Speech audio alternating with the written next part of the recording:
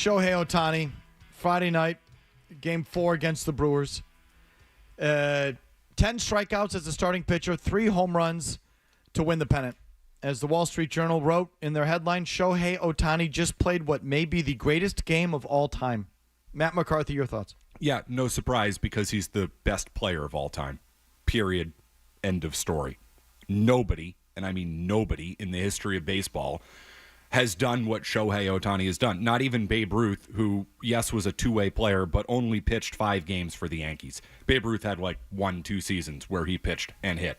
Max. Not to mention, too, the Babe, who is obviously the most famous player in the history of baseball, played in a segregated league against a bunch of guys who managed to not get mustard gassed in the trenches of France. Like, it was forever ago.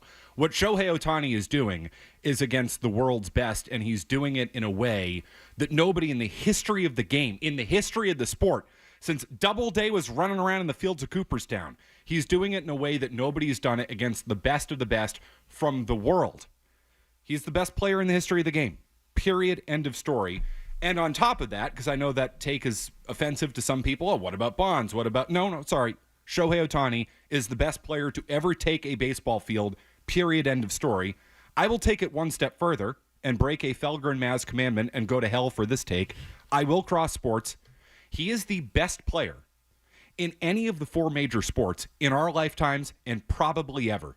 Because nobody in any of the 4 major sports has done anything even close to the equivalent of what this guy does. He is the best hitter in the game. He is a top 10 pitcher in the game when he is healthy. It is absurd. I'd like to see Tom Brady play middle linebacker. How many Vezinas did Wayne Gretzky or Bobby Orr have?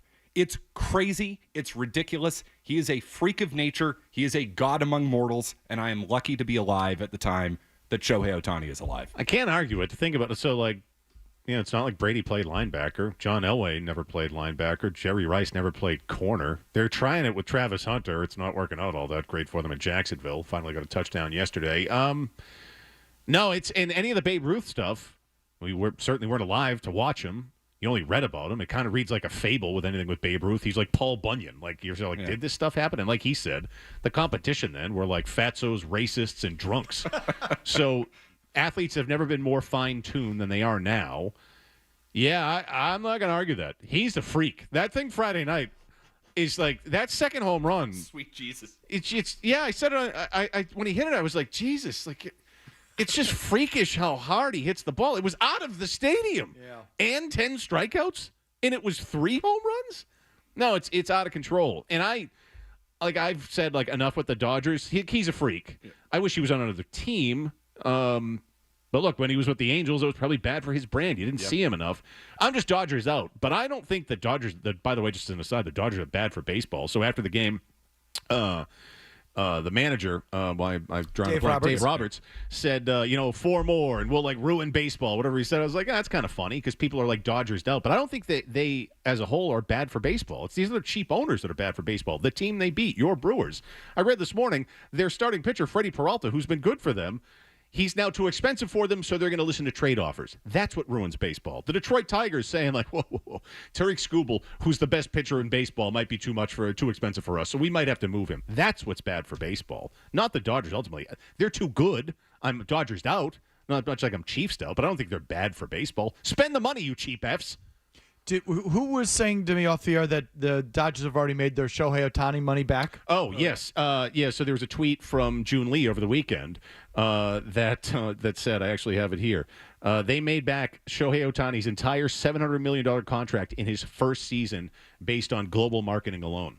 So the return on investment has already happened. Guess what, Detroit Tigers, Cincinnati Reds, your Brewers who are like, I don't know if we can afford this guy. If you have someone that puts asses in seats, and look, you're not going to have a freak like Shohei Ohtani, but if you have, I don't know, the next Mike Trout, who's maybe a little bit more marketable, or a Mookie Betts or someone like that, you can afford him if you market him correctly. This is proof of it. He's underpaid. He's worth $1.5 billion. You're right, actually. Yeah, I mean, this is that they have already recouped that money in his first season from global marketing. You're right. He ultimately is probably underpaid. He's that good. He is that good. What an absolute freak of nature. I'm just in awe, in complete awe, watching this guy on a nightly basis. And I still think he's a shady, degenerate gambler. Oh, that makes it even better. That got away with complete murder. Again, better than Brady, better than Gretzky, had a better outcome in his gambling scandal with Jordan. He is doing it better than every single one of these guys. Suck on that, Michael Jordan. I just want to get to Tommy in Milwaukee quickly. I don't want to have him hanging all day long, so we'll just get out of the way here. Go ahead, Tommy in Milwaukee. Felger, I can't stand Brewers fans, and I'm going to tell you why. All season long, I hear about how you guys are going to win the World Series this year. We swept the Dodgers. We're better than them. And then they get waxed by the Dodgers. And I hear all about how, we never had a chance against the Dodgers. They have all this payroll, blah, blah, blah. And you all wear your Christian Yelich jerseys, and he's the biggest playoff loser. I don't know. It irritates me. I'm sorry for your loss, but Brewers fans irritate the hell out of me. Okay. Tommy is a Boston guy, bartender in Milwaukee. He's not a Milwaukee guy. He's a Boston guy. Poor kid. Somehow got stuck in Milwaukee, tending bar. So he's obviously no Brewer fan. The one thing I'll just say, and McCarthy's going to have more on Shohei Ohtani later on. I'll give him 2 minutes on it. I'll just tell you this as a Brewer fan, that game, the Ohtani game on Friday, which is being called nothing less than the greatest game in the history of the sport. The greatest game any baseball player has ever had. Mm-hmm. 10 strikeouts, 3 home runs to win the pennant. It's never happened. So, headline Wall Street Journal, greatest baseball game ever played. This is happening, and it just might be. So it's going to be, it's immortal. Yeah. It's on, does ESPN Classic even exist? But, MLB Network, ESPN Classic, whatever, your Twitter feed, your TikTok, the world, life, however you consume sports.